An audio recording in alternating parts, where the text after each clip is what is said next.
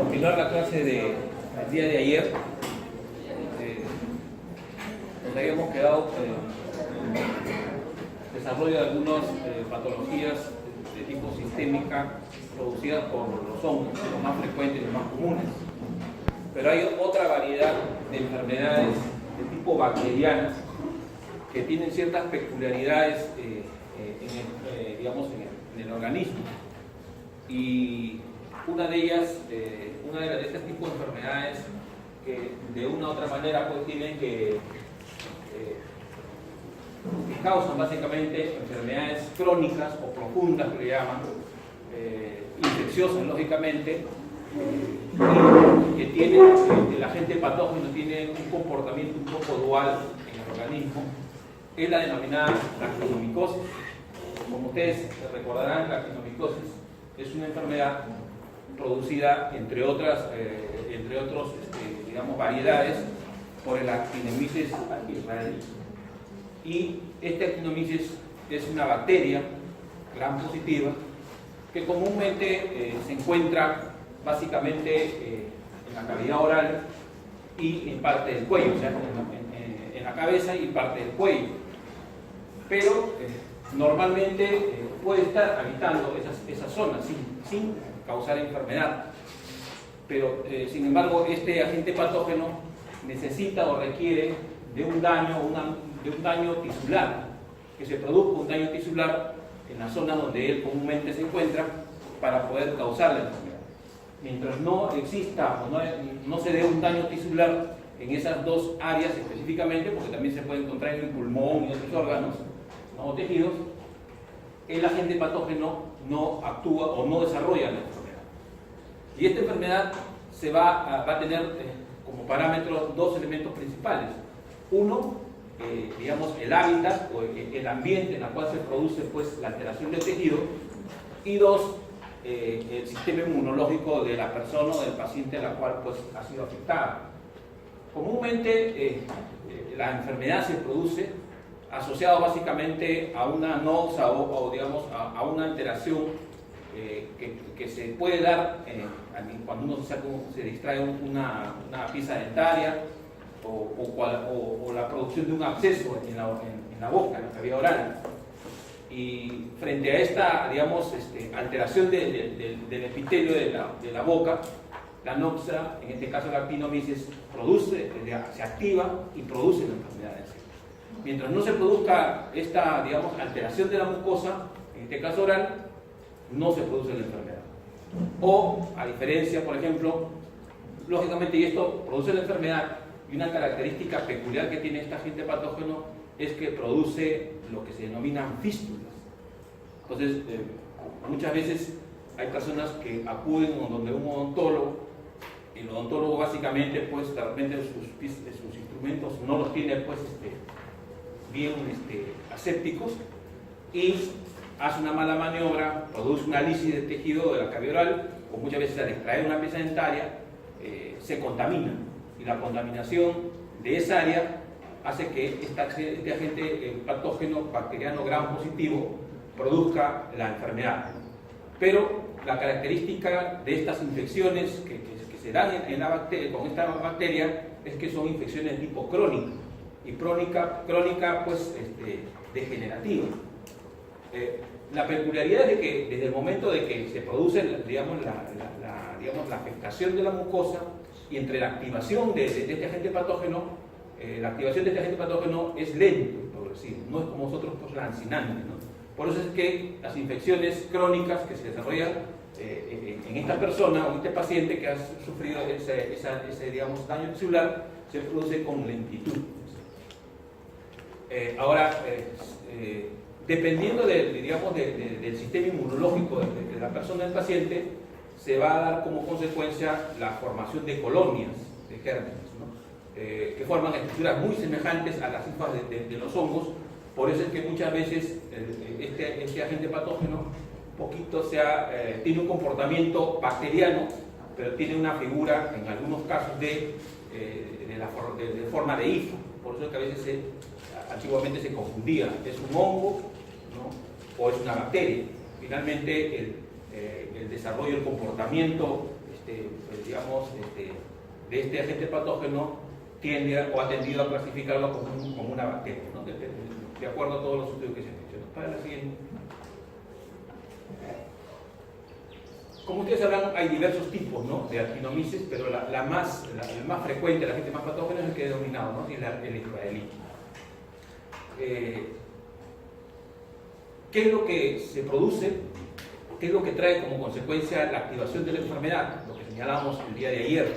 Muchas veces esta enfermedad de la actinomyces, la actinomicosis, se puede confundir con una neoplasia, ¿no?, o con una lesión preneoplásica que se produce en la cavidad oral.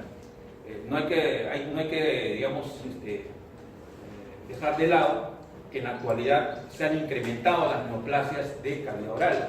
Por eso es que ahora, ustedes sabrán que los odontólogos ya no se llaman odontólogos, son estomatólogos, o sea, están invadiendo un poco el campo de la gastroenterología.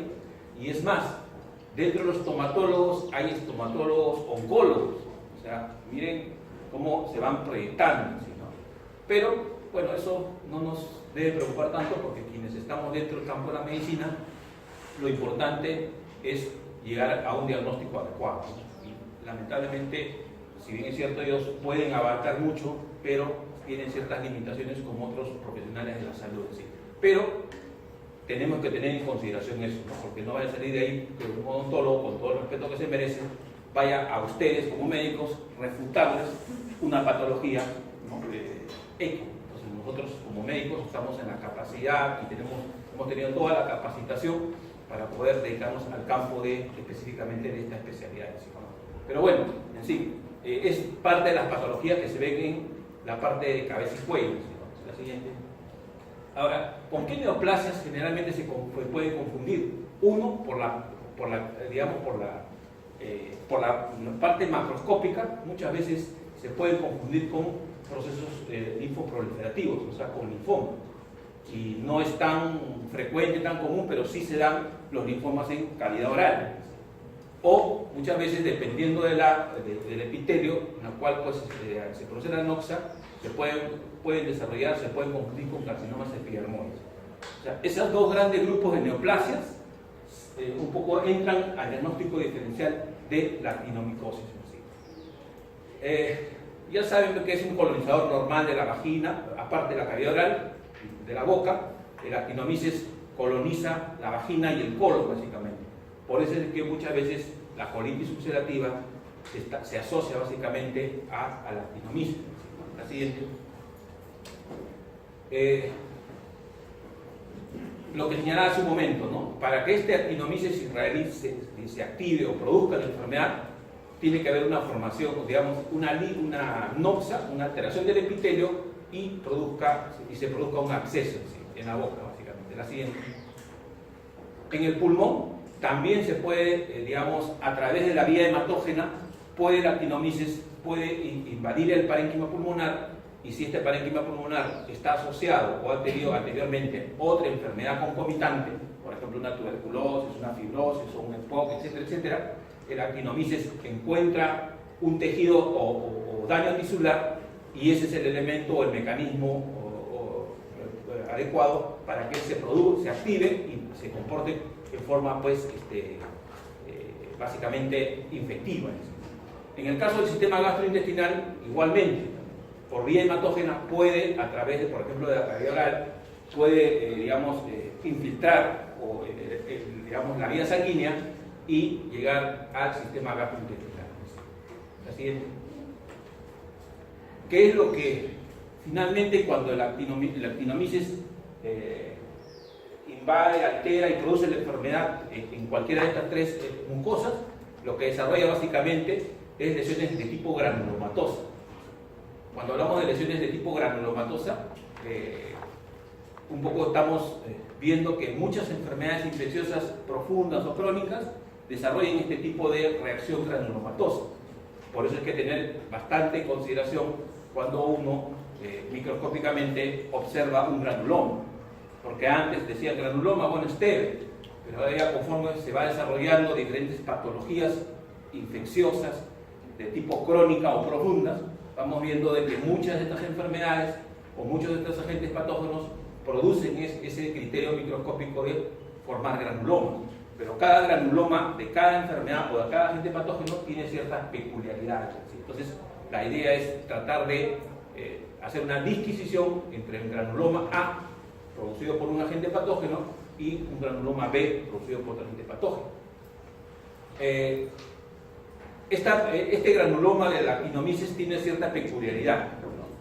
que dentro de la formación del granuloma ya no se va a formar lo que en otras enfermedades veíamos calcificaciones, sino va a tener con la coloración de He o con coloración de Jensa, estos granulomas vamos a ver que las colonias de gérmenes van a, digamos, sufrir un color medio azulino, ¿no? Lo cual se denomina pues los gránulos de azufre.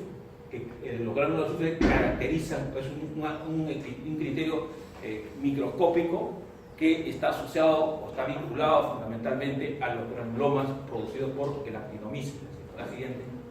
A diferencia de las otras enfermedades crónicas que realizan o desarrollan granulomas. ¿Es una infección endógena? Sí. No existen indicios de transmisión de persona a persona. Ya hemos visto de que la transmisión es a través del daño de una mucosa, de una de las mucosas, y la activación de este agente patógeno, entre comillas, porque comúnmente coexiste, puede coexistir básicamente en la cavidad o en la boca, básicamente en la cabeza.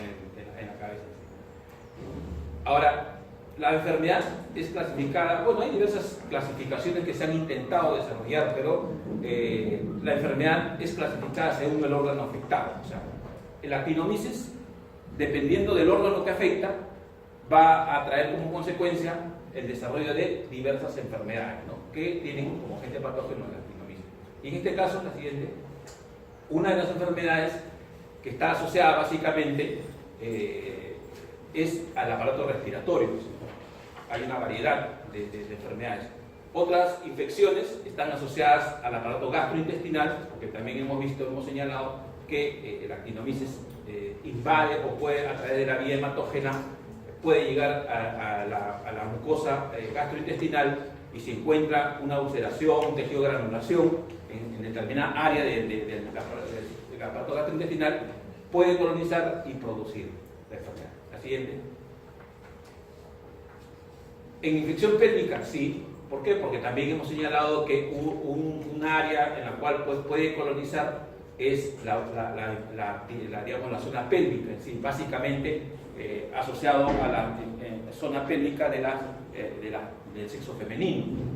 En muchos casos se ha podido observar antiguamente cuando se utilizaban los DIU, o sea, los dispositivos intrauterinos, que muchas veces cuando se colocaba este DIU de forma inadecuada, o muchas veces por algunos otros agentes, este DIU causaba cierta lesión en la mucosa o, digamos, en la cavidad uterina.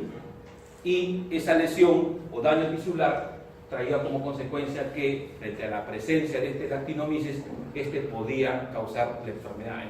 Entonces, hay una serie de elementos que pueden estar asociados, vinculados con la activación de este agente patógeno.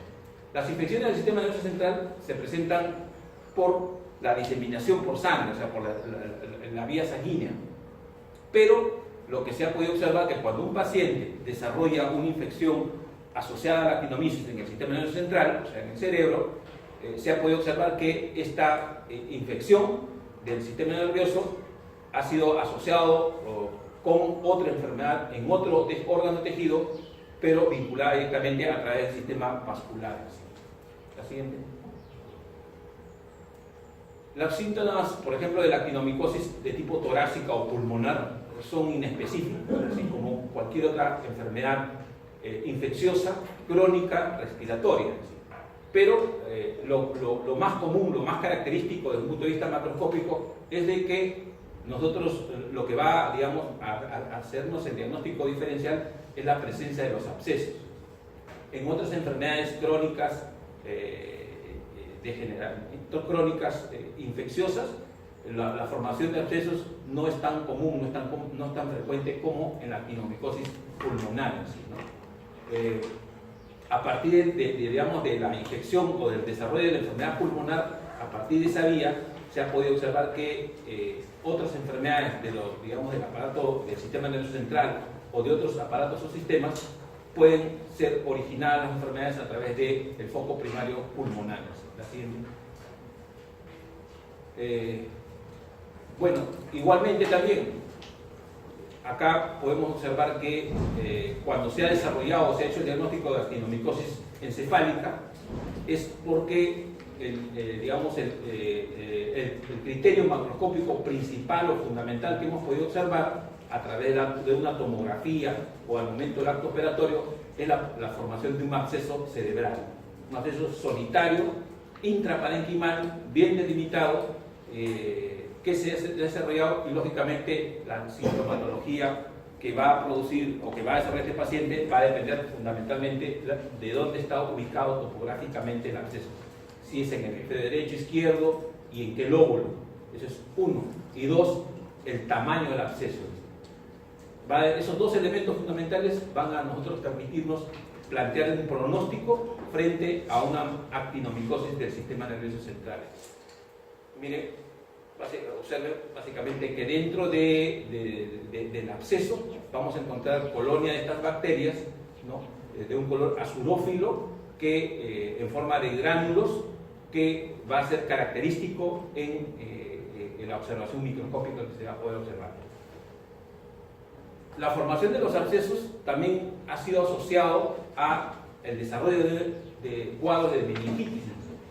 Entonces, no necesariamente las meningitis se producen básicamente por el meningococo, sino muchas veces pacientes que han desarrollado meningitis han sido vinculados directamente por la presencia de actinomices en sí. La siguiente.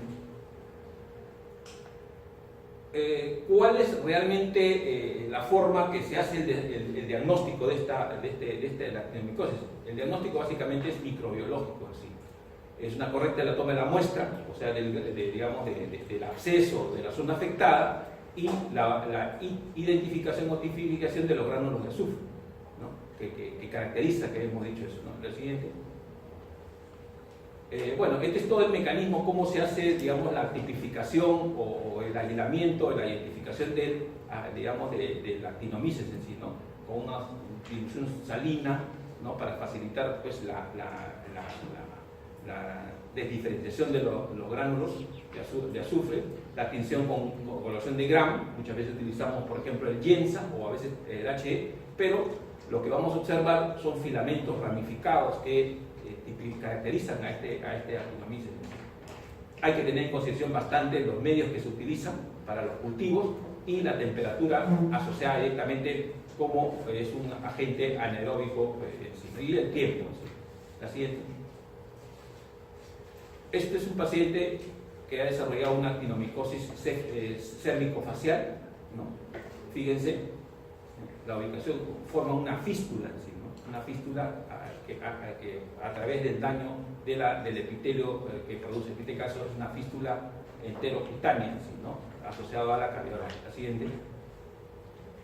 Miren, actinomicosis abdominal, es una fístula un poco consolidada ya, que se ha producido a través o posterior a un proceso quirúrgico.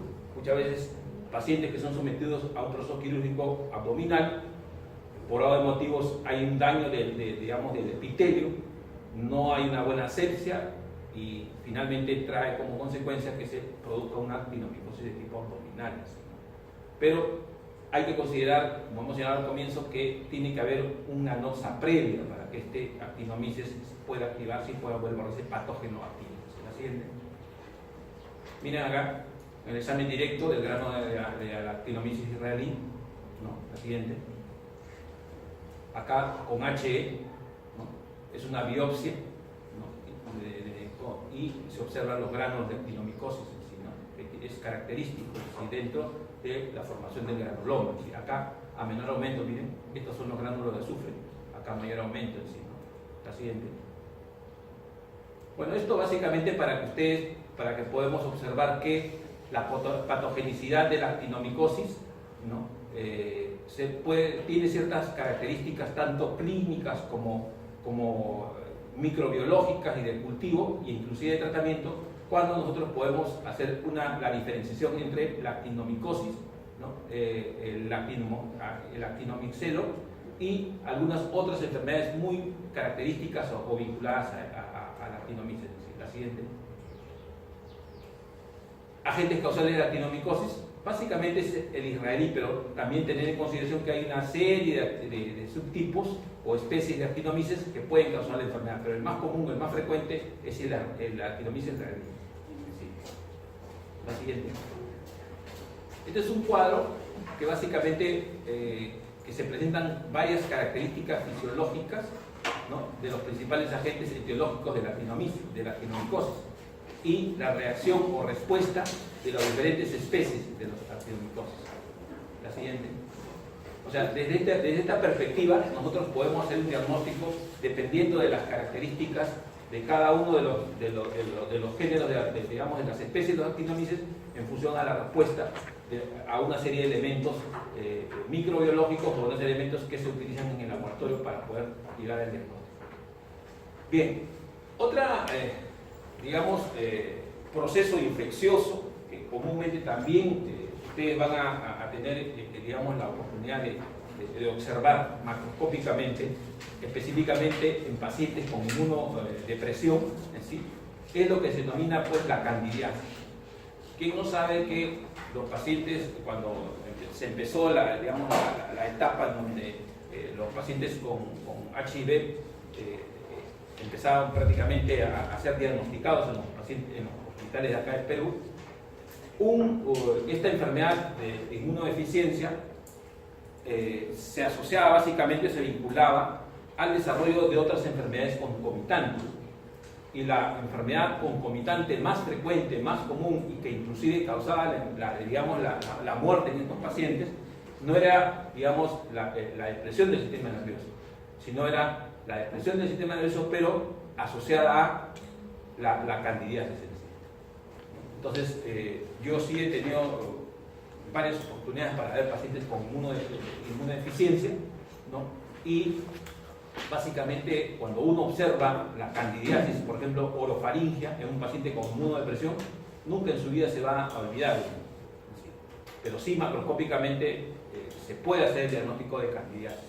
Entonces, la candidiasis es un proceso infeccioso, una enfermedad infecciosa crónica o profunda, ¿no? que se desarrolla básicamente en pacientes con inmunodepresión o en algunos otros pacientes que tienen en forma concomitante una enfermedad sobreexpuesta a este tipo de enfermedad. Bueno, esto un poco para recordar que forma parte de la flora normal, la cándida. Muchas veces en la cavidad puede estar presente o está presente la cándida, y así como la actinomicosis, también la cándida requiere de otros agentes predisponentes para poder desarrollar la enfermedad en sí. Es un patógeno oportunista, ¿por qué? Porque activa la enfermedad, desarrolla la enfermedad cuando de una u otra manera la piel o la mucosa o el tejido que ataca sufre una degeneración del mismo, ¿sí? ¿no? Se considera una micosis profunda, ¿sí? Porque ataca no solamente a piel sino a mucosa básicamente, y tiene cierta predilección por las mucosas en sí. La siguiente. Bueno, esto un poco para recordar, ¿no? las características de la cándida, ¿no? La siguiente. Hay que recordar también que dentro del género cándida hay más de 150 especies, pero la más frecuente, la más común, la que observamos o vemos comúnmente es la cándida albicans, ¿sí? Es la que produce la enfermedad propiamente dicho en nuestro medio, básicamente, ¿no? La siguiente. Va a depender uno del medio ambiente, va a depender mucho de las características medioambientales, del sistema inmunológico, de una serie de variables endógenas y exógenas para que el género o el tipo de cándida pueda desarrollarse en sí. Por ejemplo, en Europa, la cándida albicans está en un tercer o cuarto lugar. Hay otro tipo de cándidas que desarrollan la enfermedad. Entonces, hay una serie de elementos que entran a tallar para que este tipo de agentes patógenos desarrollen la enfermedad. Bueno, esto básicamente para que ustedes morfológicamente recuerden un poco que la cándida básicamente se presenta como pseudohifas y blastoconidias, y las cifras y las clamidosporas en sí, ¿no? Como arbolitos que tienen de una u otra manera pues, como especie de luces en sí, ¿no? La siguiente.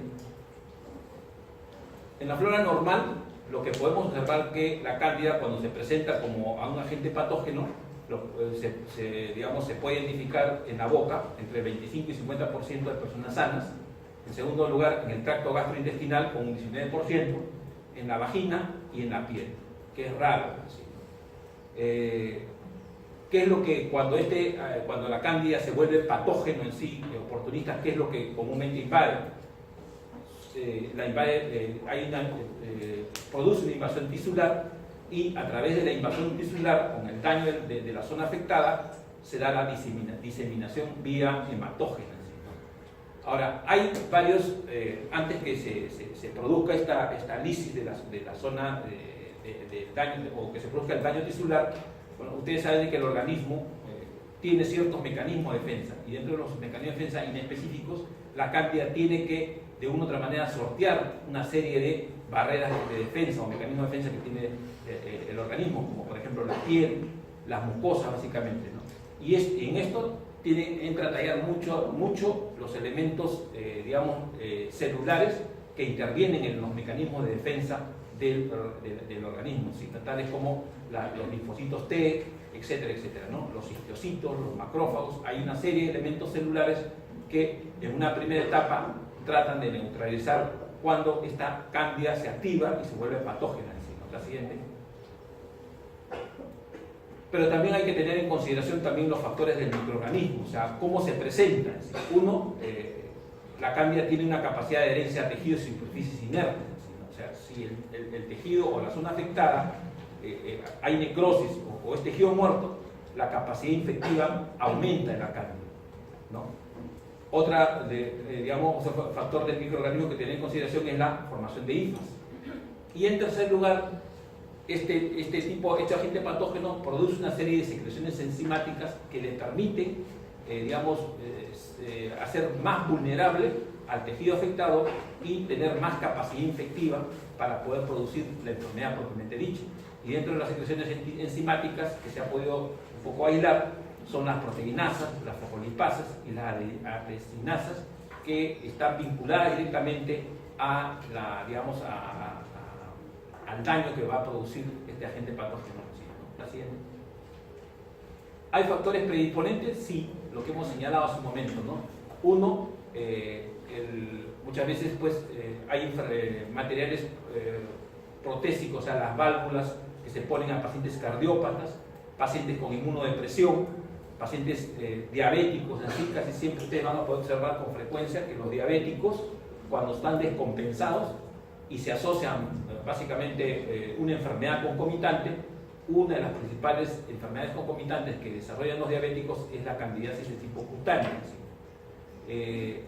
Pacientes con neoplasias, ustedes saben que todo paciente que desarrolla una neoplasia, su sistema inmunológico disminuye y por lo tanto esa disminución del sistema inmunológico va a originar que el ambiente sea pues adecuado para que la cándida u otro agente patógeno de este tipo, de estas características, pueda repotenciar y desarrollar la enfermedad, ¿no? El uso de corticoides, también se ha podido observar que pacientes que de una u otra manera pues, han tenido tratamiento con corticoides prolongadamente, su sistema inmunológico ha disminuido y han podido desarrollar la enfermedad, ¿no? La siguiente. Dentro del punto de vista epidemiológico hay que tener en consideración tres, puntos principales. Uno, que la cándida se encuentra en la flora normal.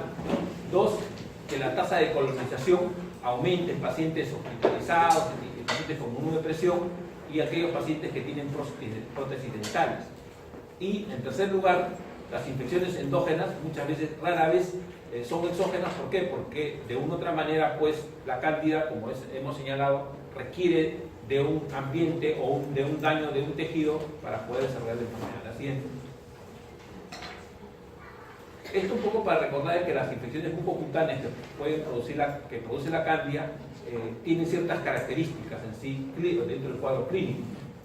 Si son infecciones superficiales de mucosa, casi siempre es mucosa oral, vaginal, esofágica e intestinal.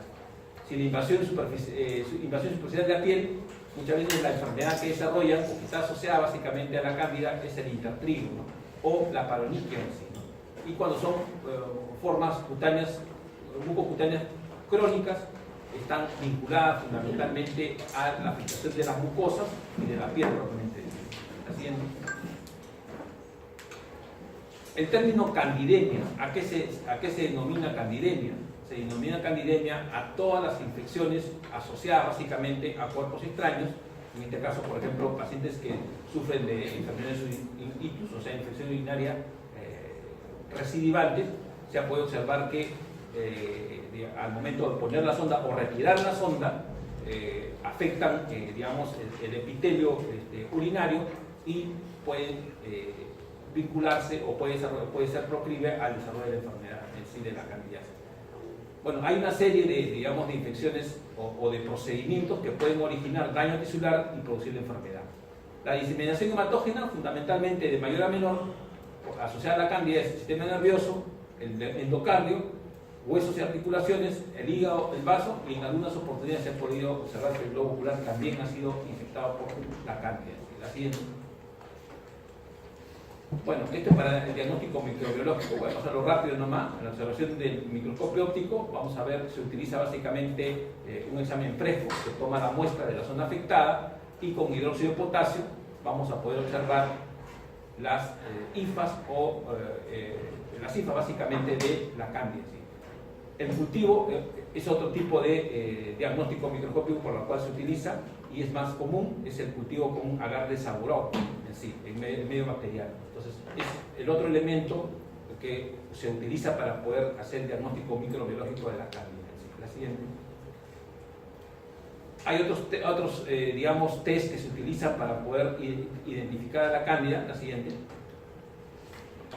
Pero hay, digamos, diagnósticos que se pueden realizar en forma indirecta a través de detección de anticuerpos, antimicelios.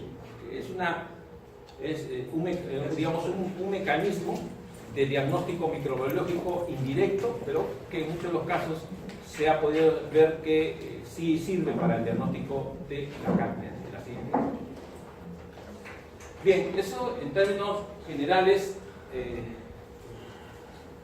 Hemos tratado de hacer un resumen de las principales o enfermedades infecciosas de tipo bacteriana y de tipo micótica, pero que casi todas tienen en común que son enfermedades infecciosas determinadas, desarrolladas por un agente patógeno, pero la cronicidad es el elemento crucial o el elemento que caracteriza a todos estos tipos de enfermedades. No solamente la cronicidad, sino la afectación o la infectividad de las mucosas o los tejidos profundos que le llamamos. Ahora, hay también, como ustedes sabrán, infecciones producidas por protozoos. Es otro gran capítulo, vamos a tratar de desarrollarlas lo más escuetamente, porque de una u otra manera, pues, en patología general se tiene que tratar estos temas. Ustedes verán que nosotros no entramos a lo que es tratamiento propiamente dicho, porque ese es otro capítulo de otro curso, pero sí para poder nosotros entrar a lo que es patología especial, ¿no? Tenemos que tener algunos conceptos o conocimientos claros de lo que es la patología general. Y en patología general, de todas maneras, pues es todo un área que abarca muchas enfermedades en sí, ¿no? Por eso es que hay que también un poco recalcar que en patología, así como las demás especialidades, hay subespecialidades.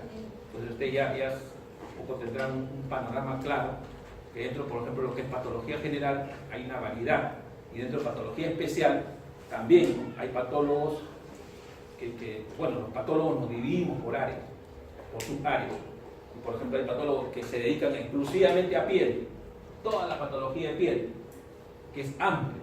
Cuando hablamos de patología de piel, hablamos de patología benigna, todo lo que es infecciones, y patología maligna, todo lo que es tumores. Solamente de piel nada más. Hay otros que nos dedicamos a patología, por ejemplo, gastrointestinal. Igual, ¿no?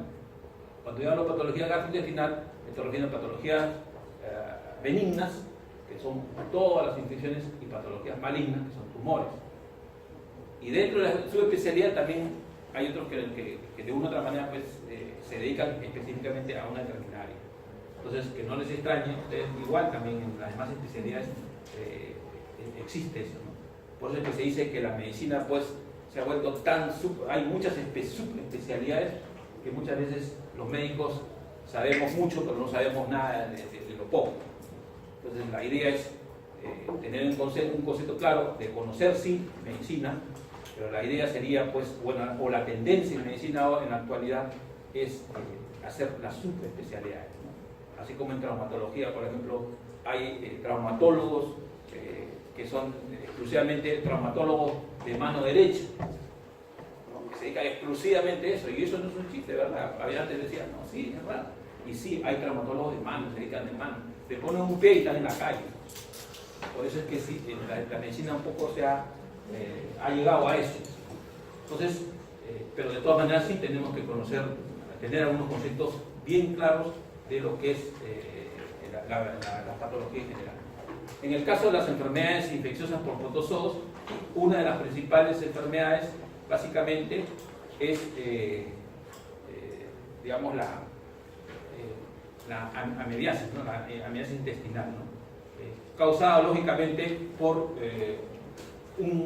la entamoeba, ¿no? Pero que tiene dentro de la epidemiología una serie de elementos o conceptos básicos que tenemos que conocer. Uno, en primer lugar, que la amibiasis intestinal, la transmisión o el mecanismo de transmisión es oral-fecal o fecal-oral, como lo queramos ver. Normalmente es fecal-oral en el ser humano, pero en otros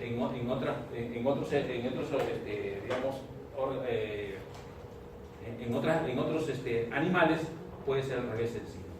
Se ha podido desarrollar, desde el punto de vista epidemiológico, se sabe que la infección, esta amibiasis infecta a más o menos más de 500 millones de personas al año a nivel mundial. Principalmente esta enfermedad se desarrolla en países desarrollados, como por ejemplo en la India, ¿no? En Estados Unidos, y en países en vías de desarrollo, como por ejemplo Colombia, acá en el mismo Perú, ¿no? En México en sí, ¿no? La tasa de infección, ¿no? Es más elevada en climas cálidos y en áreas de bajo nivel sanitario, ¿sí?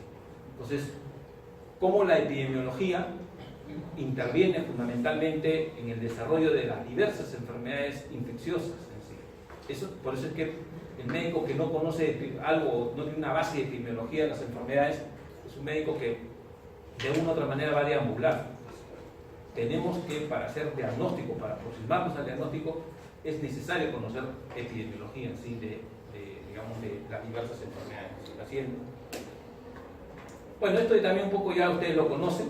El agente etiológico, que es la ameba, tiene dos comportamientos, básicamente la forma quística, ¿no? Que se subdivide también. Este quiste puede ser un quiste maduro o inmaduro, y eso va a depender de la tipificación de los núcleos, ¿sí? Cuando un quiste de ameba tiene un núcleo, o sea, cuando morfológicamente presenta un núcleo, se considera un quiste no maduro. Y cuando se observan que el quiste tiene 4 núcleos, sí podemos decir que es un quiste de tipo maduro, ¿no? Pueden sobrevivir básicamente a suministros de agua clorada. Por eso es que cuando uno se baña en una piscina y dice ya está clorada, eso no es, digamos, un elemento pues, que nos da seguridad, que no exista la ameba en esta agua. ¿Por qué? Porque puede sobrevivir al suministro de agua clorada. También se puede observar, sabemos que los ácidos gástricos son mecanismos secundarios de defensa ante un agente patógeno, pero se ha podido observar que el quiste maduro de la ameba puede en algunas oportunidades sobrevivir en la concentración de ácido gástrico, ¿no? Y a temperatura de 53 grados. O sea, no nos garantiza desde el punto de vista gastrointestinal que el ácido clorhídrico o el ácido gástrico puede neutralizar a la ameba cuando está en toda su potencia, es madura y está en toda su potencia de infectividad. ¿Sí? La siguiente. Bueno, esto un poco para... Y la otra forma, la forma del agente etiológico es el trofozoito, ¿no? Que lo que podemos observar, que lo característico es que este trofozoito lo encontramos en la luz de la pared del colon, ¿sí? Su tamaño es de 12 a 20 micras, ¿no? tiene ciertas características, tiene un núcleo prominente, tiene una doble bicapa, básicamente presenta como una especie de pseudópodos digitiformes que le dan la capacidad de adhesión a la mucosa afectada y esto les permite desarrollar la enfermedad en sí, ¿no? Se multiplican con rapidez en el intestino delgado en sí, ¿no? La siguiente. Bueno, este es el ciclo vital ano-boca, y lo que es importante acá saber de que este proceso de infectividad del ciclo vital de la ameba tiene cierta peculiaridad, que no todos los quistes en las diversas etapas pueden producir la enfermedad. Debe este quiste llegar a la madurez dentro del proceso para que pueda producir la enfermedad en sí, ¿no? La siguiente. ¿Cuáles son los factores, dentro de la patogenia, los factores que modulan la infección? ¿Sí? Lo que hemos señalado en todo tipo de enfermedad infecciosa. Uno, el estado del hospedero, o sea, cómo el paciente o la persona que se somete a, digamos, a la infectividad de la ameba se encuentra, ¿sí, no? O sea, el paciente con inmunosupresión, ya saben que tienen cierta predisposición para desarrollar cualquier tipo de este tipo de enfermedades. Pacientes con desnutrición proteica marcada, ¿no? O embarazadas que consumen una dieta rica en carbohidratos, o algunos otros elementos que de una u otra manera pueden intervenir en el estado de los hospederos. El otro gran factor que modula, o sea, que tiene que ver directamente con la infectividad del agente patógeno, es la virulencia del parásito. Lógicamente, si encontramos un agente patógeno inmaduro, la capacidad infectiva va a ser menor que el que tiene 4 núcleos, ¿sí?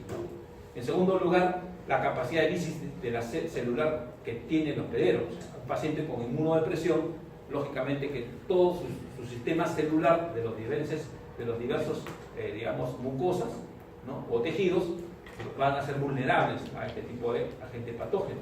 Y en tercer lugar, la adherencia a la célula hospedera con lecitina y otro tipo de elementos que le permiten al agente patógeno producir daños tisulares. La siguiente. ¿Cuáles son las formas clínicas de la amibiasis? La más frecuente es la amibiasis crónica, inespecífica, y hay una serie de presentaciones. Va a depender mucho, o va a depender la forma clínica del segmento afectado o del órgano afectado.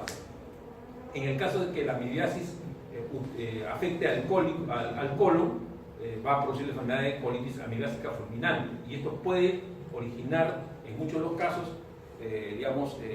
tejido de granulación, va a producir úlcera, puede haber una perforación, puede producir un megacolon tóxico, y si no es manejado de forma adecuada, de forma quirúrgica, este paciente puede fallecer. Entonces, las formas clínicas va a depender mucho de la ubicación topográfica y del daño que va a producir, ¿no?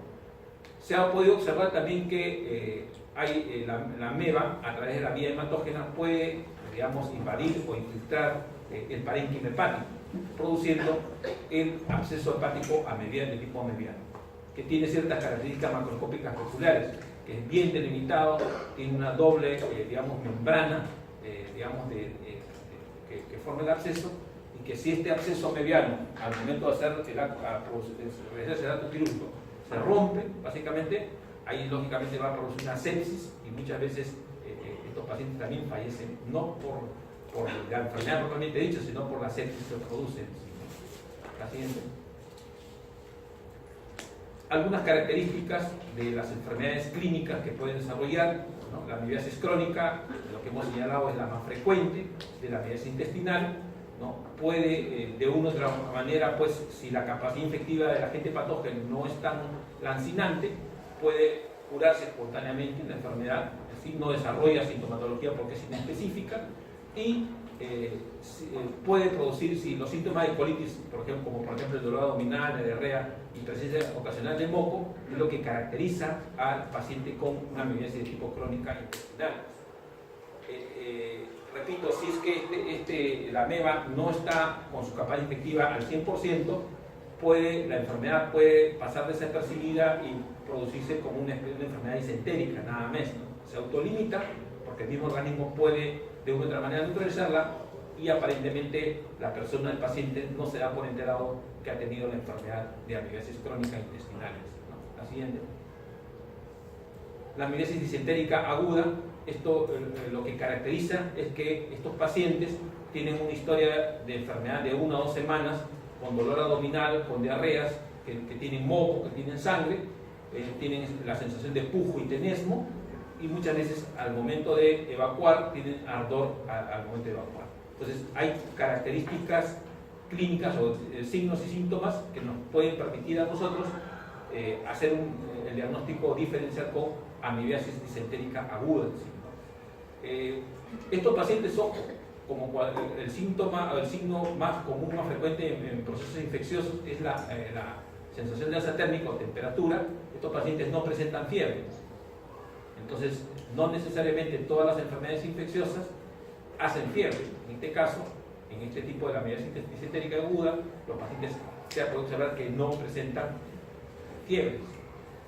Bueno, tienen algunos otros signos y síntomas que se presentan, y lo que se ha podido observar es que si estos pacientes que desarrollan la amibiasis disentérica aguda no son manejados de forma adecuada, ¿no? Pueden evolucionar a un megacolon tóxico y producir una necrosis, necrosis, y puede producir infarto intestinal de tipo transmural, produciéndose una lisis de la mucosa intestinal y producir una peritonitis. La siguiente. En la fulminante, que es una colitis poco frecuente, lo que se ha podido observar que comúnmente sean niños, tener bastante consideración que cuando estamos frente a una amibiasis, una colitis amibiásica en niños menores de 2 años, lógicamente casi siempre estos se desarrollan en niños desnutridos, la instalación es rápida y también la mortalidad es altísima, más del 50%. Entonces, tener en consideración que la colitis amibiásica fulminante se da en niños y el manejo o el diagnóstico tiene que ser rápido, porque el manejo también tiene que ser rápido, si no los pacientes pueden fallecer comúnmente, ¿no? La siguiente. En el caso de la apendicitis amibiana, también se puede observar, no es tan frecuente, pero lo que se ha podido observar al momento de que el paciente debuta con una fosa ilíaca derecha, o al momento de hacerle la apendicectomía, lo que se ha podido observar al momento de hacer todo el estudio del apéndice, encontrar ameba dentro de la luz del apéndice cano. El ameboma básicamente es una masa, y acá viene ya el diagnóstico diferencial con un tumor, intraabdominal. El ameboma se presenta como una masa intraabdominal de tamaño muy variable, que se sitúa normalmente en el ciego, en el sigmoides, o muchas veces en el recto, y que pueden, en pacientes adultos, desarrollar y simular un tumor de ciego, un adenocarcinoma puede desarrollar el ciego. Pero al momento de hacer los cortes y el estudio, se puede hacer ya la diferenciación.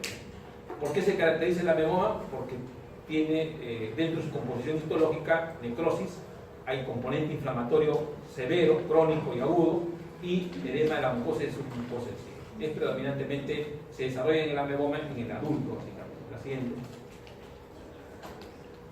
Esto, bueno, básicamente ya la amibiasis incorporada, lo que produce pues peritonitis, y en el caso de los abscesos hepáticos amebianos, se ha podido observar que los abscesos hepáticos son más comúnmente desarrollados en hombres que presentan, toda la sintomatología y signología inespecífica de un proceso infeccioso crónico reagudizado, y que al momento de hacer una evaluación hematológica vamos a encontrar que presentan una leucocitosis mayor de 10.000, ¿no? La fosfatasa alcalina está aumentada en un 75%, y la mitad de estos pacientes desarrollan lo que es hepatomegalia y esplenomegalia, más hepatomegalia que esplenomegalia, ¿no? Y una tercera parte de estos pacientes cursan con diarrea. Entonces, tener en consideración para hacer el diagnóstico de absceso hepático mediano, la clínica, primero la epidemiología, segundo la clínica en sí, y en tercer lugar, básicamente, la ayuda de los exámenes auxiliares que le llaman. Entonces, fíjense que no es tan común, no es tan fácil hacer estos tipos de diagnósticos. Básicamente, cuando ya se hace el diagnóstico clínico, Se entra al acto quirúrgico y se corrobora en anatomía patológica. La siguiente.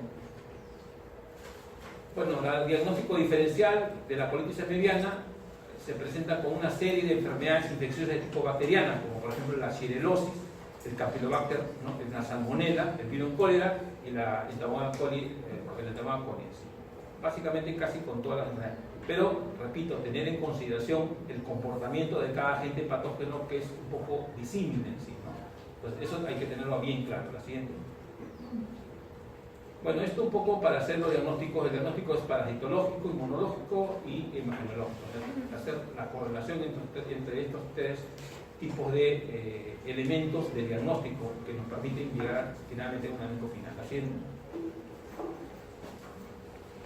Este es importante porque dentro de la práctica ustedes van a ver o ya han visto la colitis mediana, que es una de las láminas. Nosotros en la práctica señalamos claramente que la colitis mediana, así como la tuberculosis intestinal y la, la fiebre tifoidea, que de una u otra manera compromete a la mucosa intestinal, tiene algunos criterios macroscópicos que nos pueden permitir a nosotros macroscópicamente decir si estamos frente a una tuberculosis intestinal o estamos frente a una colitis mediana. Entonces, estos son lo característico de la colitis mediana, ¿no? Miren que al momento de hacer una colonoscopía, ¿no? Se puede aislar la amibiasis intestinal, o sea, el diagnóstico se puede tipificar en la ameba, pero macroscópicamente el colon o el intestino básicamente que es atacado por la ameba y produce la colitis mediana tiene ciertas características, como lo señalan en la parte B. Forman úlceras, lesiones ulcerativas que más o menos miden entre 1 y 2 milímetros, pero macroscópicamente lo podemos observar áreas bien delimitadas, úlceras por uno y otro lado, a diferencia de la tuberculosis que se desarrollan en bandas, y a diferencia de que la fiebre tifoidea que se desarrollan en bandas intermitentes.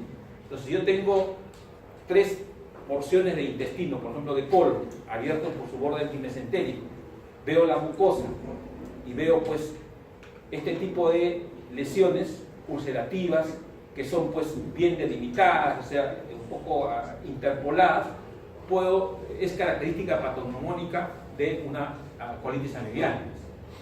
A diferencia de la tuberculosis, que es digamos, las lesiones ulcerativas son en franjas, ¿no? En bandas, ¿sí? A diferencia de otras enfermedades. Pero esto es lo que caracteriza a la colitis mediana o ulcerativa. Y microscópicamente se puede observar también que en primer lugar va a haber un daño de la mucosa y la submucosa. O sea, esta es mucosa normal, y acá se va a formar el tejido de granulación, o sea, la úlcera en sí. La úlcera no es más que la necrosis o la lisis de esta zona de la mucosa. Entonces ven mucosa normal, úlcera, mucosa normal. Y en esta úlcera o tejido de granulación, que puede inclusive afectar al cile, a la capa muscular, ¿no? Lo que vamos a poder observar acá son como especie de microabscesos. Y dentro de esos microabscesos vamos a observar la presencia de la ameba en sí. Entonces, en un segmento de colon, en la cual hay tejido de granulación, hay microabscesos y podemos tipificar, como ya sabemos, en la fase quística o trofozoítica, más que todo quística, ¿no? Podemos observar la ameba. Entonces el diagnóstico lo tenemos claro, ¿no? En la lámina que algunos van a observar, o han observado, creo, en colitis mediana, se va a caracterizar microscópicamente por 4 criterios. Uno, hay una alteración de la mucosa y la submucosa. En segundo lugar, esa alteración se traduce en la presencia o la superposición de tejido de granulación, o sea, úlcera. Acá hay linfocitos, polimorfos nucleares, linfocitos, ¿no? Hay macrófagos en sí, y la presencia de la forma quística de la ameba. En tercer lugar vamos a ver daño del cile, y en cuarto lugar va a haber gran cantidad de vasos con marcada congestión y microtrombo. Inclusive en algunos cortes, en unas láminas, se puede observar que dentro de la luz vascular van a haber como microabscesos, y dentro de los microabscesos podemos identificar a los quistes de la ameba. Entonces eso nos permite a nosotros reiterar de que una de las formas de la vía de diseminación de la ameba es la vía sanguínea, ¿no? Entonces, esto es macroscópicamente de una colonoscopía de una colitis amebiana. Esta es la parte macroscópica y esta es la parte microscópica, ¿no? Bueno, esto un poco ya para diferenciar el quiste de la enfermedad histolítica, básicamente una doble bicapa, que cuando fundamentalmente se activa, pierde esta bicapa, la capa externa digamos, la desecha, y solamente se queda con una sola capa que le permite incrementar la capacidad infectiva de esto, ¿no? Acá vamos a poder observar, ¿no?, un trofozoito, que no es un quiste, con un eritrocito, ¿no?, ingerido procedente de las heces. Otro agente patógeno que también produce este tipo de enfermedades es el Balantidium coli, ¿no?, que produce la balantidiasis. Ya ustedes lo conocen básicamente, ¿no? Tiene ciertas peculiaridades, ciertas características, que tiene una membrana, no tiene una bicapa, sino una sola membrana, y que está lleno de los denominados flagelos, sino que le permiten su movilidad y también le permiten, pues, de una u otra manera adherirse al tejido infectado. Como los demás agentes patógenos, la forma más, digamos, infectiva es la forma del trofozoito, que tiene la forma ovalada, tiene dos polos, tiene un núcleo, o dos núcleos básicamente, ¿no?, y tiene ciertas vacuolas que le permiten, digamos, de una u otra manera, pues, ser un agente, pues, le permite un poco, digamos, almacenar ciertos elementos que de una u otra manera los va a utilizar para su capacidad infectiva.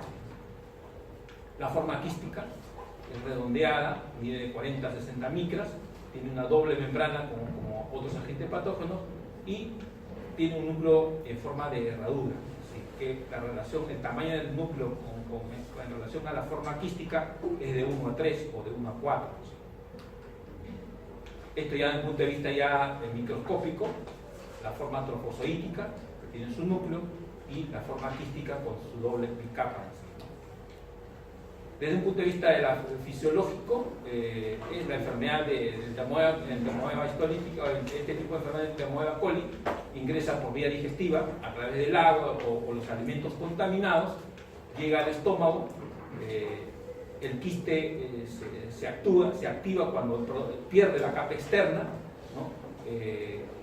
Se desarrolla por una división binaria, ¿no?, y la localización de los trofoitos se da en el intestino grueso a través de esos cilios que forman parte de su estructura.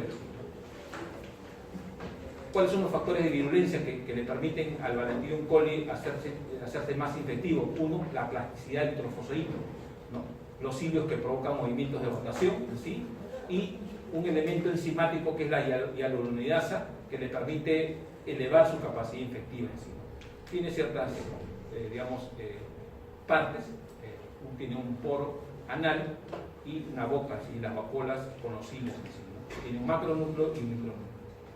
Desde el punto de vista epidemiológico, ¿no?, acá lo que podemos observar que es una enfermedad cosmopolita, ¿no?, tiene mayor prevalencia en zonas tropicales, ¿no?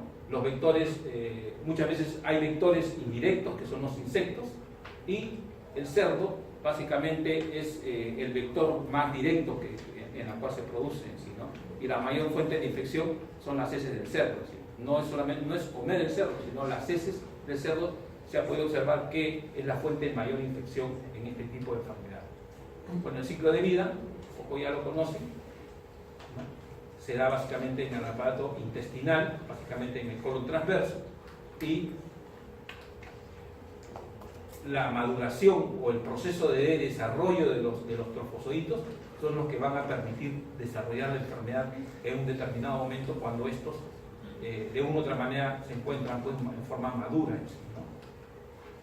Casi siempre los trofozoitos, la forma quística se ubica en el colon transverso, y los trofozoitos en la luz intestinal, viajan por la luz intestinal.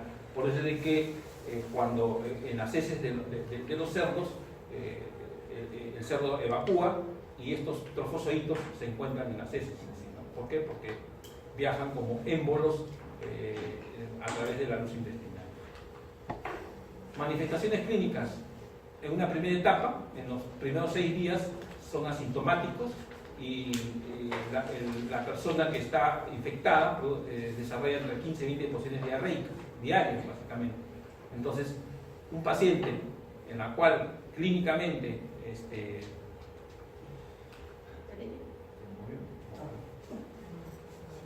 un paciente que llega al hospital o al consultorio, en la cual dice, doctor, ¿sabe qué? Bueno, le da toda la información y da como dato específico que al día.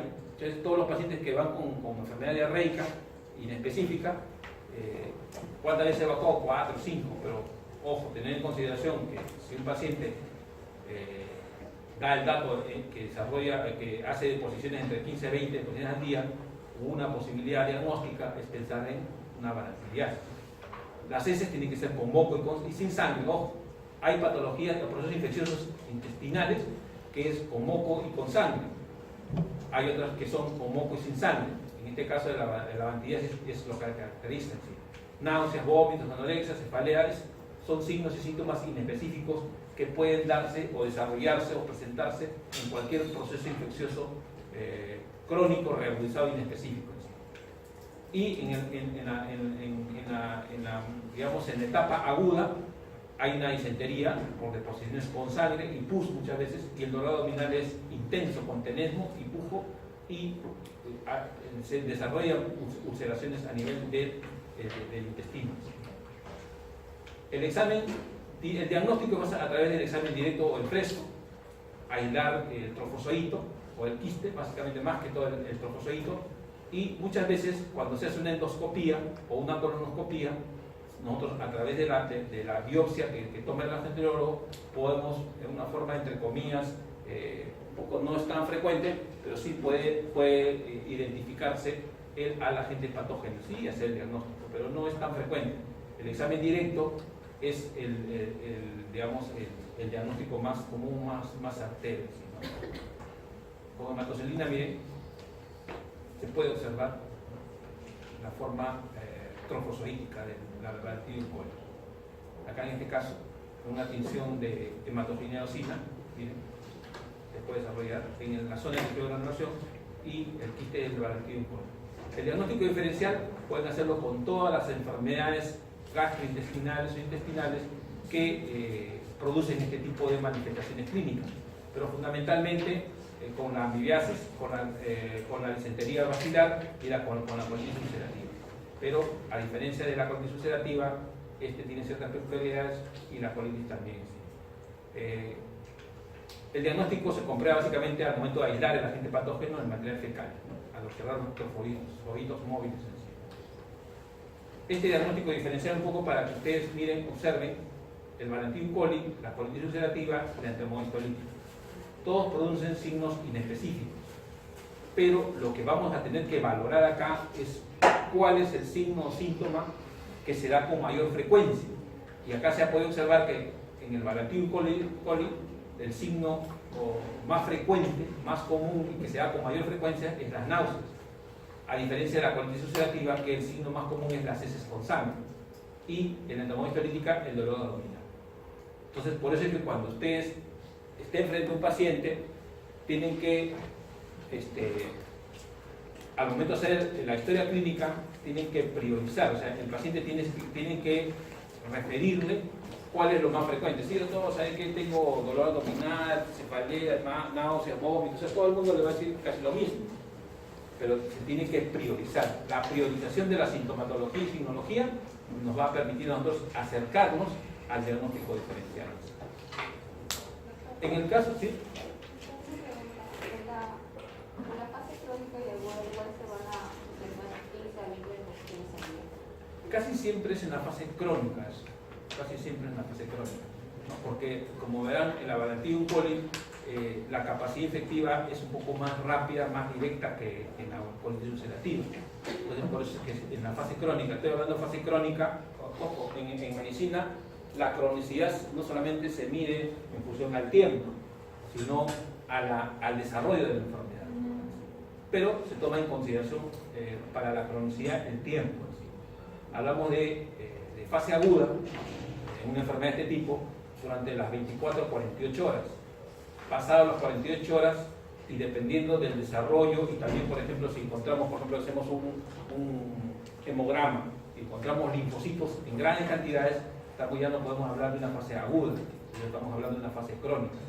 Pero generalmente o normalmente se toman un periodo de entre 24 y 48 horas, ¿no?, en fase aguda. A partir de las 48 horas ya podemos estar hablando de una fase crónica, y la cronicidad, pues, tiene cronicidad inicial, intermedia y avanzada, ¿no? Entonces hay algunos elementos que ya después ustedes van a poder un poco precisar respecto a lo que es una enfermedad de tipo aguda o una enfermedad de tipo crónica. En el caso de la giardiasis, de la giardia del Amblia, lo que ya saben que es una giardia del Amblia es un agente patógeno que tiene su capacidad infectiva y que se presenta, básicamente su hábitat en el intestino delgado, y se presenta como quistes. Este quiste de la giardia del Amblia tiene cierta peculiaridad, y la peculiaridad es de que prefiere el intestino delgado, pero muchas veces lo podemos encontrar, básicamente el hábitat es en el duodeno. Por eso muchas veces pacientes que vienen con una gastritis, etcétera, etcétera, pues, y tienen signos inespecíficos de intestinales, muchas veces se hace la endoscopía, y es a través de endoscopía donde se toma una muestra de mucosa gástrica, y como la primera porción del duodeno, el endoscopio llega a esa zona, toman una porción, una biopsia o biopsia del duodeno, y al momento de hacer el procesamiento y la lectura de la biopsia del duodenal, nosotros podemos encontrar en el duodeno la giardia del Amblia, giardiasis. Entonces, ahí es el diagnóstico básicamente, y bueno, ya el tratamiento ya corre por parte de los gastroenterólogos, ¿no? El reservorio es el humano, y en algunos casos se ha podido observar que en algunos animales salvajes y domésticos puede desarrollarse este agente patógeno, ¿sí? El mecanismo de transmisión es una contaminación fecal directa, y la vía de contaminación es la vía oral, ¿sí? O sea, básicamente de la tierra hacia la vía oral. La distribución es mundial. La prevalencia, hay que considerar que con mayor frecuencia la giardiasis se desarrolla en climas cálidos y templados, y los grupos de riesgo casi siempre son los preescolares, los lactantes y los pacientes con inmunodepresiones. Factores de riesgo: mal saneamiento ambiental y los hábitos higiénicos inadecuados. Por eso es que muchas veces el Ministerio de Salud insiste en lo que es lavado de manos, etcétera, etcétera. A algunas personas les parecerá pues ridículo, así, pero no. ¿Por qué? Porque se ha podido observar que la giardiasis en nuestro medio, el porcentaje de giardiasis en nuestro medio, digamos, en preescolares está incrementando. Está incrementando, ¿por qué? Porque el mal saneamiento ambiental que hay, pues, en los suburbios, etcétera, etcétera, en nuestro mismo ambiente, hace de que este tipo de enfermedades se desarrollen, pero como que muchas veces pasa desapercibido y casi nadie tiene, digamos, o mucha gente no tiene acceso a hacer una endoscopía, ¿no? Y por ese se hace el diagnóstico, entonces la enfermedad avanza, y esta puede traer como otras complicaciones en los pacientes que están afectados. Un poco para tener un poco la idea de la morfología del trofozoito, es un agente patógeno medio piriforme, simétrico, que mide más o menos entre 2 y 20 micras. Casi siempre cuando nosotros leemos las biopsias de duodeno, pensando o teniendo en consideración que puede tratarse de una duodenitis asociada a la giardiasis, nosotros, para poder medir, porque muchas veces en el microscopio se pueden confundir estructuras, nosotros tomamos en consideración para medir, para poder tipificar la giardia, el tamaño de un linfocito, de un glóbulo rojo. Todos sabemos que los glóbulos rojos miden 7.5 micras. Entonces será una estructura muy similar, porque acá es bonito observarla, ¿no? Acá, o sea, que se ve todo, hasta un ciego se da cuenta que es un trofocito de giardia, por sus flagelos, piriforme, una forma piriforme, tiene como especie de 2 ojos de búho, pero cuando estamos frente al microscopio, ¿no?, es totalmente diferente, y eso ustedes lo han podido observar. Aquellos que ven fotos, por ejemplo, de tuberculosis, una foto, qué bonito, ¿no?, el granuloma, pero cuando se enfrentan a una lámina verdadera, ¿no?, es totalmente diferente al libro. En el libro lo decora. Entonces, eso es lo que pasa casi siempre. Entonces, tenemos que tener en consideración, uno, la ubicación, la morfología del trofozoito. Dos, el tamaño que nos permite a nosotros, porque a veces podemos encontrar pues algunos sitiositos que tienen esta forma, se consideran, ¿no? Ojo, a veces digamos, los flagelos casi no se ven, ¿no? Pero por eso mismo, ¿no? Primero, el tamaño. Si sabemos que mide entre 12 y 20 micras, entonces, ¿qué estamos pensando? Que una giardia tiene que ser más grande que un linfocito, perdón, que un hematille, más o menos calculando el tamaño del hematille, que es 7.5, y poder un poco comparar. Entonces, siempre tenemos que tener un parámetro de medición para poder un poco hacer el diagnóstico histológico en las biopsias de duodeno. ¿Sí? Tiene dos núcleos, ¿no? Tiene una forma piriforme, dos núcleos y 4 pares de flagelos. Entonces, eso es lo que de una u otra manera nos permite a nosotros hacer un diagnóstico microscópico cuando estamos frente a una biopsia de duodeno de un paciente que se sospecha que es portador de una giardiasis. La forma quística tiene una forma media oval, que mide 9 a 12 micras, ¿no? Tiene 2 a 4 núcleos y algunos presentan como una especie de restos de flagelo. El ciclo biológico, ya lo más o menos ustedes saben, por ingestión del quiste de forma directa, tiene cierta predilección por la mucosa duodenal, ¿no? En algunos casos se puede observar en yeyuno, pero más frecuente en el duodeno, los trofozoitos, y también en muchos de los casos podemos encontrar a la forma quística, con esas características que hemos señalado, adherida a la mucosa en sí. A diferencia de la colitis mediana, la giardiasis, ojo, no produce tanta lesión ulcerativa. Entonces, por lo tanto, frente a la colitis mediana, vamos a ver tejido de región, sí o sí tenemos que ver. En cambio, en la giardiasis, muchas veces la mucosa está casi indemne y está presente la giardia, está metida entre las criptas del duodeno, está metida. Entonces, no necesariamente la giardiasis produce lesiones ulcerativas, a diferencia de la otra patología. El daño de la mucosa básicamente se da, pero con menor frecuencia, y finalmente pues la ingestión del quiste por la parte de un huésped susceptible es lo que va a originar el desarrollo de la enfermedad. Bueno, esto un poco para que recordemos el ciclo biológico, el ciclo vital de la giardiasis en sí, y las formas trofozoítica y quística que podemos observar. La patogenia en sí, la giardiasis, como hemos señalado, ataca al duodeno y yeyuno, se adhiere a la pared intestinal a través de sus cilios, produce cierta irritación y en pocos casos necrosis, pero lo que caracteriza básicamente que esta irritación y esta adherencia a la pared intestinal lo que va a producir es cierta, digamos, dificultad en la absorción. Por eso es que pacientes con giardia lambda, con giardiasis, lo que hacen es bastante diarrea, ¿no? Diarrea. ¿Por qué? Porque la capacidad de absorción de la mucosa intestinal se pierde en gran parte por la adherencia a la pared intestinal de este agente patógeno, ¿no? La clínica es un poco inespecífica, pacientes anoréxicos que no tienen ganas de comer, hay un dolor abdominal leve e inconstante, o sea, es en forma cíclica los dolores abdominales. Hay falta en crecimientos una falla de crecimiento postestatural.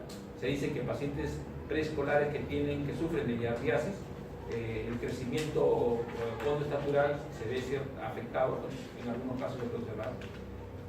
Los signos clínicos básicamente es pacientes que presentan una fertilidad fecal marcada, y las diarreas pueden ser como esteatorreas asociadas a deposiciones con grasa o restos de alimentos un poco casi no tan digeridos en las heces, ¿no? Entonces, esos son signos indirectos que nos pueden permitir a nosotros hacer el diagnóstico clínico de giardiasis.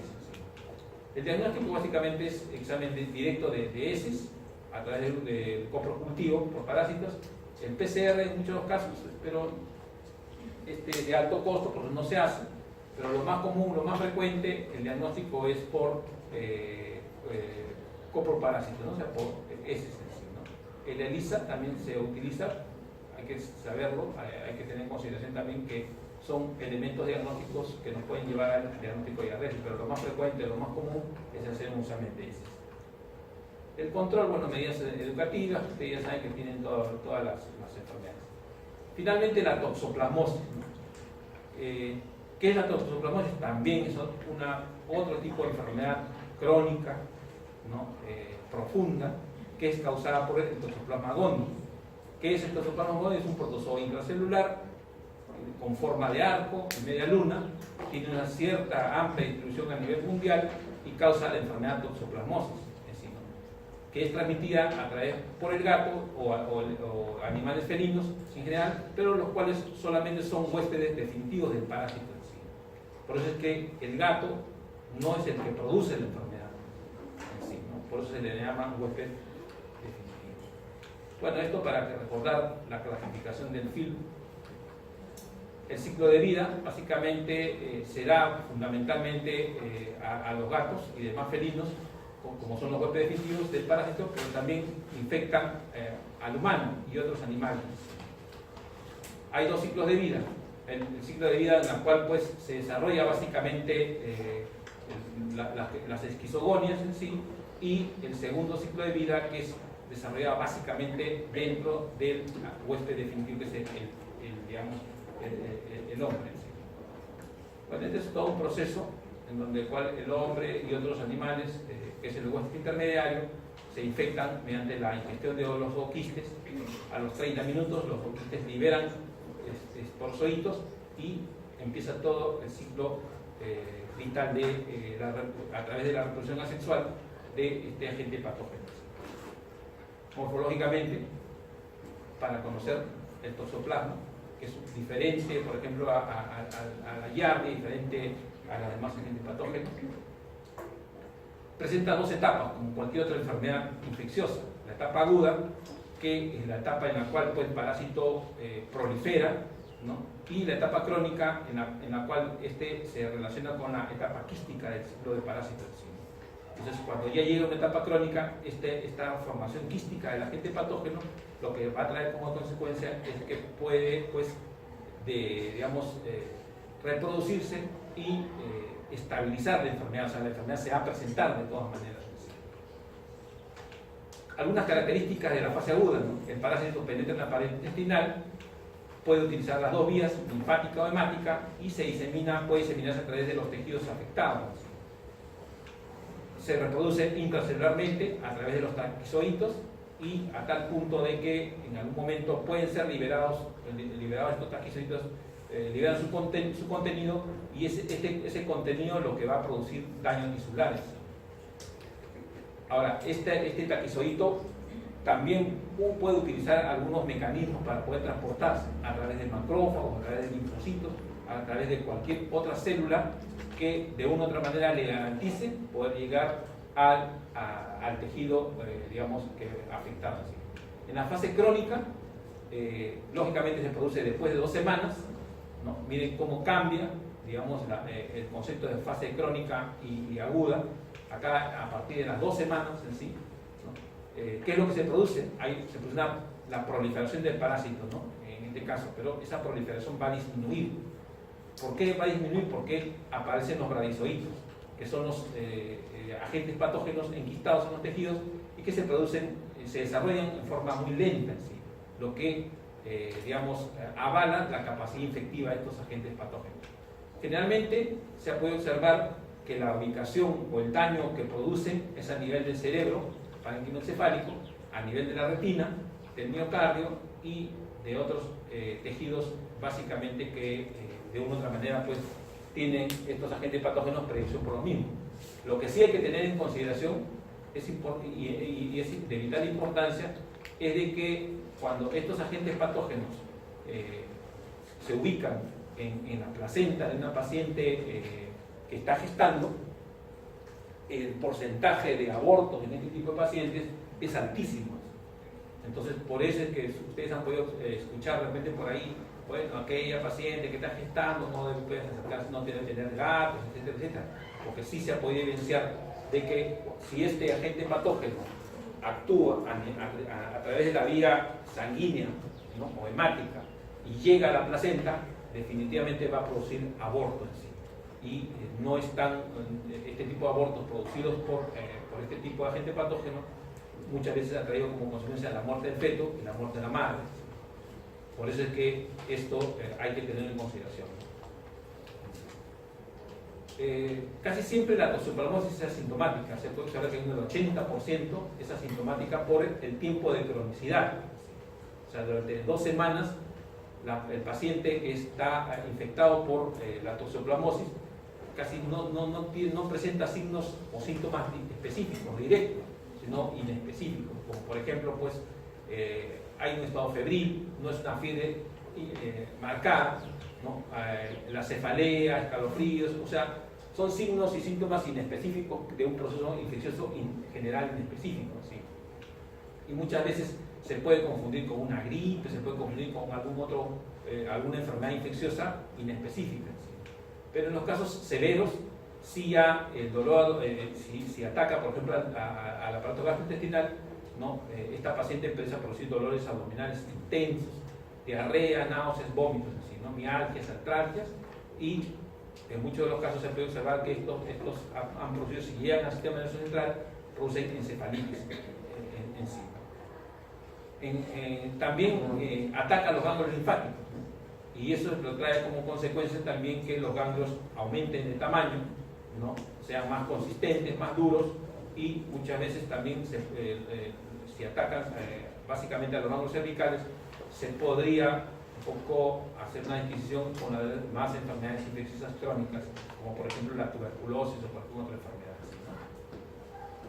¿no? En el caso de, también ataca el globo ocular, produciendo una corioretinitis y muchas veces pérdida de la vista en sí, ¿no? O sea, sí. En el embarazo, hemos señalado básicamente, ataca básicamente a la placenta, produciendo signos y síntomas inespecíficos, pero como hemos señalado,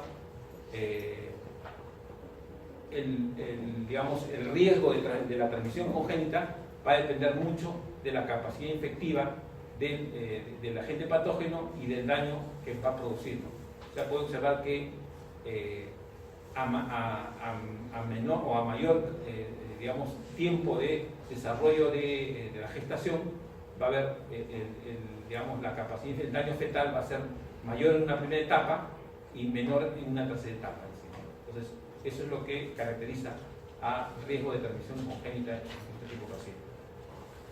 Hay 3 tipos de infección de la toxoplasmosis congénita: la generalizada, que tiene signos inespecíficos, las secuelas irreversibles, que también, y pacientes con inmunosupresión que desarrollan enfermedades.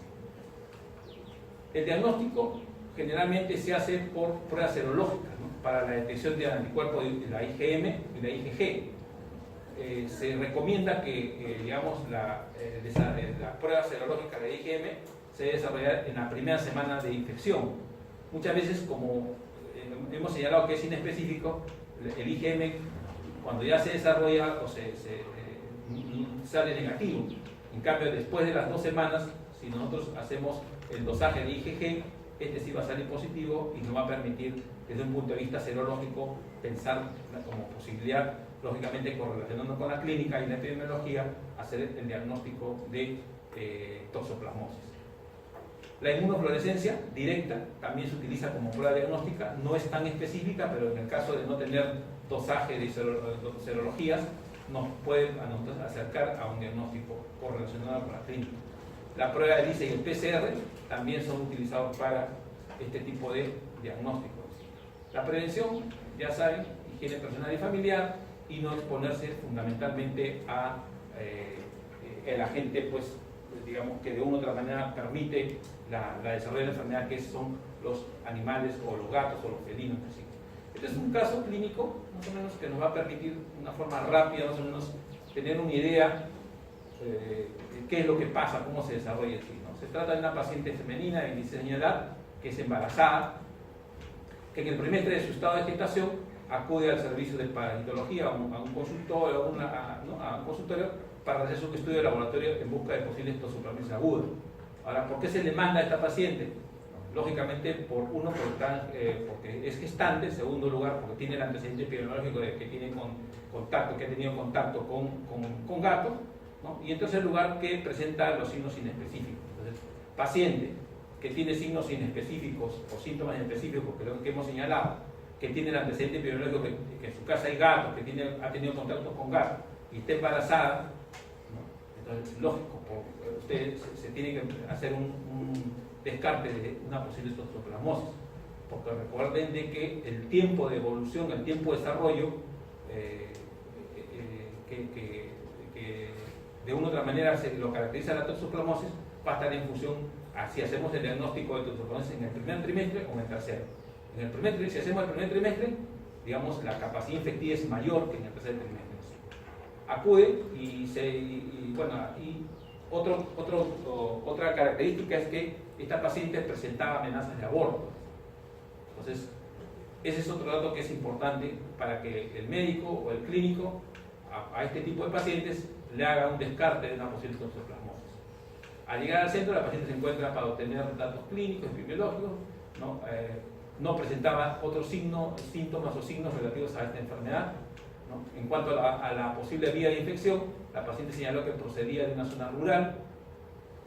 Según ella decía que no convivía con gatos, pero sí después se pudo observar que había tenido contacto con gatos. ¿Sí? No había sido receptora de sangre, no se había practicado trasplantes de otros órganos y no solía comer carne cruda o poco cocida. Eso es lo que precisaba. Se realizó una primera toma de muestras y observen claramente acá que muchas veces las pruebas cruzadas en una primera etapa nos sale negativo, pero después si se hace todo el seguimiento, las pruebas cruzadas nos va a permitir la identificación del agente patógeno. Tomó una muestra de 2 mililitros de sangre para realizar los exámenes serológicos que correspondieron a un ELISA para detectar anticuerpos, lo que el IgA y el IgM, como hemos señalado. Se hizo una inmunofluorescencia para detectar IgG, se tomaron además 2 mililitros en caso de ser necesario realizar la prueba del PCR, ¿no? Para detectar el gen SAC2 del toxoplasma gondii. La muestra que se tomó resultó positiva para ELISA, ¿no? Y negativa para la inmunofluorescencia. Miren, teóricamente debería salir positiva para ELISA y positiva para inmunofluorescencia, pero con este se demuestra de que el grado de sensibilidad de la prueba de ELISA es mucho mayor que el grado de sensibilidad de la inmunofluorescencia. Pero en el caso de que nosotros no tengamos prueba de ELISA, cuando tengan chubivilca, etcétera, etcétera, podemos hacer inmunofluorescencia, pero lo recomendable es repetir esta prueba en un tiempo prudencial para poder ver si es que se positiviza o no. Por lo que se consideró que la paciente debía estar en la fase aguda. Ojo, ELISA positivo, inmunofluorescencia negativa, la primera posibilidad es que sí se trataba de una toxoplasmosis, pero en fase aguda de la infección. Y se decidió realizar la PCR, la cual aportó la confirmación esperada. O sea, el PCR nos permite a nosotros hacer el diagnóstico de la fase aguda. O sea, la sensibilidad y especificidad del PCR es mucho mayor que la prueba de ELISA y la inmunofluorescencia. Entonces, tener en consideración que cuando nosotros manejamos pruebas diagnósticas de laboratorio, tener en consideración el grado de especificidad de cada una de estas pruebas, ¿no? Una vez obtenidos estos resultados, se citó a la paciente para hacer una segunda toma de muestra e indicar el tratamiento. Cuando acude a nuestra cita, refiere que había perdido el embarazo. Ojo, el diagnóstico fue casi a destiempo. Por eso es que el toxoplasma gondii, su capacidad de poder producir aborto es lancinante y peor en el primer trimestre, como hemos visto. No obstante, accedió a la toma de muestra, o sea, una vez que ya había abortado, o sea, había producido el aborto, accedió a la toma de muestra y en esta ocasión la inmunofluorescencia para detectar IgG se tornó positiva, ¿no? El aborto fue en el primer trimestre, sin embargo todavía los anticuerpos del toxoplasma quedan en sangre, ¿no? Y se tornó positiva, con un título de 1/128. El ELISA antitotales se mantuvo positivo y mediante el PCR no se detectó ADN del parásito en sangre. Bueno, ya muchas veces el PCR se utiliza para tipificar el ADN del agente patógeno, pero en estos casos no sirvió, ¿no? Se trató de ir más allá, pero no se llegó. Las conclusiones, ¿cuáles fueron? El caso analizado procedía de una zona rural donde el grado de exposición al agente aumentaba, por lo que pudo estar en contacto con la forma infectante del parásito, por vía oral. La toxoplasmosis existe en los gatos, al ser los huéspedes definitivos, son capaces de provocar una contaminación amplia del ambiente, expulsando millones de ovoquistes y sus evacuaciones, lo que se pueden diseminar a través de diferentes vectores mecánicos. Cuando la paciente se presentó en el centro para realizar las investigaciones correspondientes, solo sufría amenaza de aborto. Respecto a diferentes autores que reportan que más del 90% de las embarazadas que se infectan con Toxoplasma gondii desarrollan la enfermedad de manera asintomática y el aborto se manifiesta como fenómeno único de la infección. Entonces, fíjense, 90% de pacientes que están asociadas básicamente y que desarrollan este tipo de respuestas al PCR, a la inmunofluorescencia y a la prueba de ELISA, hay que tener bastante consideración porque son personas potencialmente abortivas. Esta es una inmunoglobulina que, bueno, durante las investigaciones serológicas efectuadas, la paciente se mantuvo positiva a anticuerpos totales y mostró una cero conversión en cuanto al IgG. Esta es una prueba en una inmunoglobulina que se detecta entre los 15 y 21 días de comenzada la infección por Toxoplasma gondii. Entonces, IgG entre los 15 y 21 días. Lógicamente, a estas pacientes tenemos que monitorearlas. ¿Por qué? Porque si no se monitorea, no se hace un abordaje integral, estas pacientes definitivamente van a ir al aborto. Mientras que la IgA y la IgM se elevan alrededor de la primera y segunda semana. Por lo tanto, la PCR no detectó ADN del parásito en la segunda ocasión, lo cual parece que se debió a que los taquizoitos comienzan a formar quistes tisulares a partir de los 10 días. De iniciada la infección y por tanto, en un periodo de aproximado de 21 días, pueden no encontrarse parásitos circulando en los diferentes fluidos corporales. Estos resultados demuestran la factibilidad de uso de varias técnicas serológicas en combinación con la PCR para diagnosticar la toxoplasmosis de manera confirmatoria y segura, principalmente en los casos de alto riesgo. Además, este trabajo confirma la necesidad de seguir serológicamente a las mujeres negativas a anticuerpos antitoxoplasma durante su periodo gestacional. Paciente, mujer, que de una u otra manera ha tenido el antecedente de cierta contaminación con toxoplasma, ni bien sale gestando, se tiene que hacer todo un seguimiento. ¿Por qué? Porque se puede observar que este tipo de anticuerpos en muchos de los casos quedan como elementos, de la memoria genética de estas pacientes y pueden activarse al momento de la gestación. Entonces, siempre que se presenta amenaza de aborto en este tipo de pacientes. Entonces, considerar bastante este tipo de criterios del Toxoplasma gondii en pacientes básicamente gestantes, porque es una de las principales causas de muerte fetal y muerte materna. Dice, yo no fui, el gato no fue, dice, fue el Toxoplasma gondii. Bien, eso es todo. Hemos tratado de resumir la clase, pero en fin, ahí nos quedamos.